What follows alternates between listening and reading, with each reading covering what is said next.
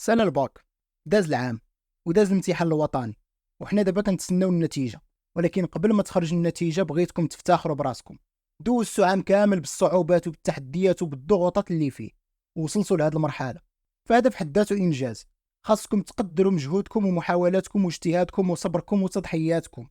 تحملتوا واحد الضغط ودوزتوا أوقات صعيبة، فاعطيو قيمة لأي حاجة درتوها هاد العام، لأي لحظة زوينة عشتوها هاد العام، لأي بصمة خليتوها موراكم، لأي مجهود درتوه، ولأي خطوة سواء كانت كبيرة ولا صغيرة درتوها باش توصلوا للهدف ديالكم.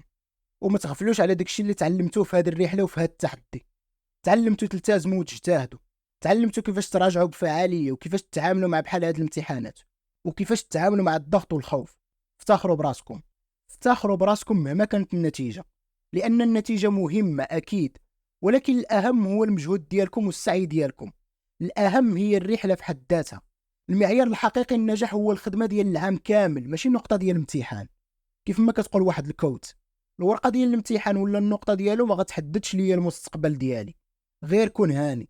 فحنا إلا درنا اللي علينا وحاولنا نجيبوا النقطة اللي باغيين، هذا هو المطلوب، وهذا هو اللي غادي يأثر في حياتنا مستقبلا. لأن النقطة شي حاجة اللي خارجة على السيطرة ديالنا، حيث ممكن المصحح يغلط ويعطيك أقل من النقطة ديالك، وممكن يوقع شي خطأ إداري في التدخل ديال النقط. وخا هادشي كامل حنا كنترجاو من سيدي ربي يحقق لنا المراد ديالنا. وإلا ما جبناش النقطة اللي كنتوقعوا ما يبقاش فينا الحال، بالعكس نفرحوا بالإنجاز ديالنا. فرح بديك الشيء اللي قدر لك الله عز وجل. هذا طبعا اللي خدم واجتهد. فمهما كانت النقطة نفتخروا براسنا ونفرحوا بالإنجاز اللي درنا هذا العام. تعلموا تعطيو قيمة لديك الشيء اللي كديروا. ما تحقروش راسكم وما تلوموش راسكم. قول غير مع راسك، واش كانت شي حاجة ممكن دار وما درتهاش؟ واش ما عطيتش أحسن ما عندي؟ ما تخليوش الهضره ديال اي واحد تحبطكم ولا تقلل منكم. نتوما كبر من اي واحد ينقص منكم وينتقدكم ويلومكم، بما انكم كتجتهدوا وكديروا داكشي اللي خاصو يدار. وانا فرحان بكم وفخور بالخدمه اللي درتو. برافو عليكم، خصوصا هاد الشهر اللي فات. داكشي اللي شفت صراحه كيفرح. خدمتوا على راسكم واجتهدتوا والتزمتوا، واخا الضغط والخلعه والتوتر كنتوا قد المسؤوليه، والحمد لله قدرتوا تدوزوا مزيان. خصوصا اللي خدم بالتوجيهات ولي بروغرام اللي كنا كنأكدوا عليهم في هذا الشهر بالخصوص. وهذه غير البدايه، والرحله مازال ما سالت والطريق مازال طويل. فكونوا ايجابيين ووجدوا راسكم للتحديات اللي جايه، سواء اللي كونكور ديال المدارس العليا ولا اي بلاصه كنتوا غتكملوا فيها قرايتكم.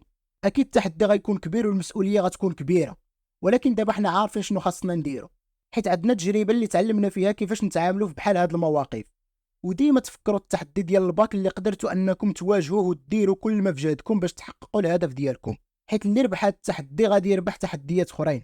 بقاو تايقين في راسكم وفي امكانياتكم وعطيو ديما احسن ما عندكم.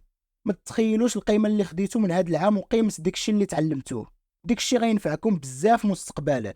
بقاو عاقلين على هذا الشيء وخدموا داكشي اللي تعلمتوه، وبقاو مفكرين دائما ان اللي عليكم هو السعي والاجتهاد، وديروا داكشي اللي خاصو يدار بالطريقه الصحيحه. وخليكم تايقين في راسكم. اللي بغى شي حاجه غيديرها، واللي باغي يوصل لشي حاجه غيوصل ليها باذن الله. بقاو مفكرين باللي ما غتفوتكم حتى حاجه، وما تهبطوش يديكم واخا يوقع اللي يوقع، حتى يولي نوض. باغي شي حاجه خليك تايق في راسك ومآمن باللي تقدر، وفي نفس الوقت مآمن باللي سيدي ربي هو العليم الخبير. الا درتي داكشي اللي خاصو يدار وما وصلتيش لداكشي اللي باغي، ما تحبطش. خليكم مآمنين باللي سيدي ربي ما كيضيع حتى واحد.